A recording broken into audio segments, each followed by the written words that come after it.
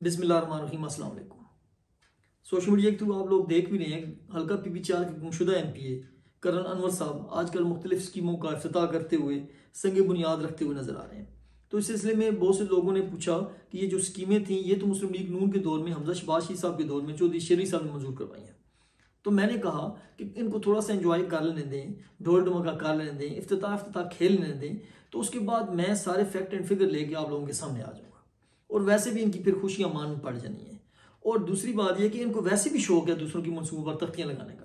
खुद तो इनसे काम हुआ कोई नहीं है, 4 सालों में कोई काम मुकम्मल करवाया कोई नहीं है, तो फिर दूसरों की स्कीमों पे जाके इन्होंने तख्तियां लगानी है। अपनी स्कीम होगी तो तख्ती लगाएंगे। इस सिलसिले में आपके सामने ही है, ऐसी कई मिसालें मैं पहले भी कई दफ़ा जिक्र कर चुका हूँ। सोडा डैम पे इन्होंने जाकर तख्ती लगा दी मुकम्मल मनसूबे पे, अराजी सेंटर पे लगा दी, स्टेडियम पे लगा दी, रेस्क्यू 1122 की बिल्डिंग पे लगा दी।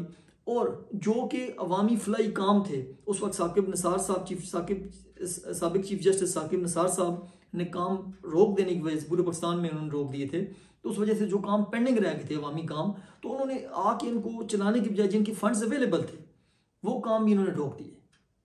खोड़ का पानी का बड़ा मसला था, तो वो नवाबजादा चौधरी शेर अली साहब ने अपने टाइम में खोड़ के पानी के मसले के हल के लिए, वाटर सप्लाई के लिए 10 करोड़ की खतीर रकम मंजूर करवाई थी। और ये ADB की स्कीमें हैं सारी, इन्होंने बंद कर दी।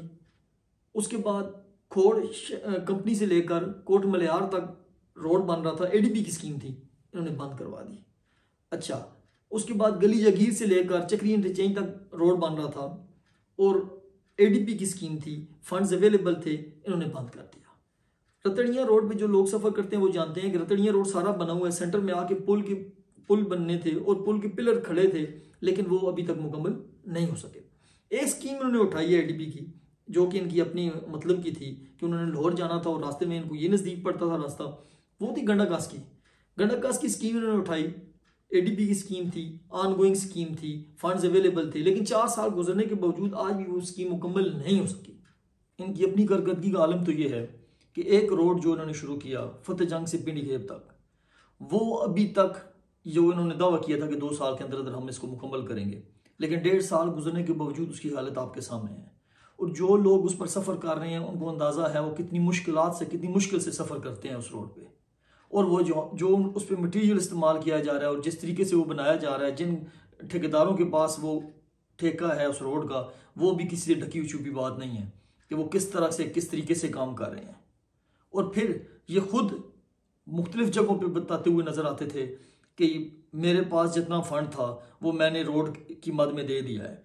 तो फिर अगर जो आपने जितना फंड था आपने रोड की मद में दे दिया है, तो उसके बाद फिर ये नई स्कीमों पे इफ्तिताह और ये तरक्याती मनसूबे और ये संग बुनियाद कहाँ से आ गए इतनी जल्दी, आपके पास कैसे फंड दे दिए गए आपको।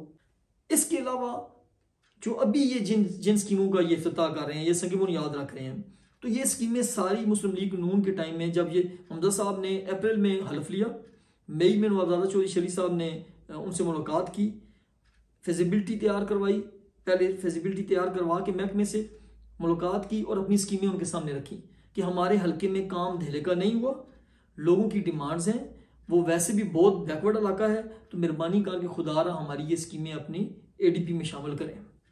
तो हमजा साहब ने कमाल शफकत फरमाते हुए वो तमाम स्कीमें मंजूर की और बजट में वो स्कीमें आ गई। और ये सारी मैं डिटेल जो मैं आपसे बात कर रहा हूँ, ये आप देख भी रहे हैं कि ये चीज़ है ये बजट में मंजूर हुई है और ये बजट की बुक की मैं आपको तस्वीर दिखा रहा हूँ। और ये जो 5 स्कीमें हैं, ढुलिया चौक से डोक पठान, पिंडी घेब से मठियाल, गली जगीर से चक्री इंटरचेंज, खड़पा इंटरचेंज से इखलास चौक, खड़पा इंटरचेंज से जमाट वाया मलवाली, ये तमाम स्कीमें ADP में मंजूर हुई थी। ये ADP की स्कीमें हैं। इसके अलावा करोड़ों रुपए के फंड्स जो कि चौधरी शेरी साहब और मलिक सुहेल साहब लेके आए थे, जिनकी फिजिबिलिटी अटक में बन चुकी थी, ट्रेंडिंग प्रोसेस जारी था, वो स्कीमें भी मैं आपको बता रहा हूँ, वो स्कीमें भी मैंने लिस्ट जारी कर दी है, जाके आप बेशक अटक से पता कर सकते हैं। वो 50-50 करोड़ रुपया उन स्कीमों का, वो जो पेंडिंग थी जो नहीं बन सकी, उन स्कीमों की पैसा किधर इस्तेमाल किया गया, क्योंकि वो भी तो यहाँ पे इनके पास ब्लॉक एलोकेशन में पड़ा हुआ था। इसके अलावा मैं कर्नल साहब से ये कहूँगा कि कर्नल साहब खुदारा अवामी कामों पर तवज्जो दें, तख्तियां लगानों पर, दूसरों के मंसूबों पर तख्तियां लगाने पर तवज्जो न दें। आपसे तो पिछले 5 साल में महकमा माल के वजीर होते हुए भी तहसीलदार पिंडी खेब में नहीं लगाया जा सका। अभी मेरी नज़रों से एक खबर गुजरी कुछ दिन पहले, जिसमें आप फरमा रहे थे कि बोर्ड ऑफ मेंबर SNBR साहब से मेरी बात हो गई है कि जल्द वो तहसीलदार पिंडी खेब में लगा देंगे। तो पहली तो बात समझ नहीं आती, ये बात समझ नहीं आती कि पिंडी खेब में तहसीलदार आना क्यों नहीं चाहता। या आपके होते हुए नहीं आना चाहता, या कोई और वजह है, या आप लगवा नहीं सकते। उसके अलावा आपसे महकमा माल का वजीर होने के बावजूद आपसे महकमा माल का दफ्तर तक नहीं बन सका।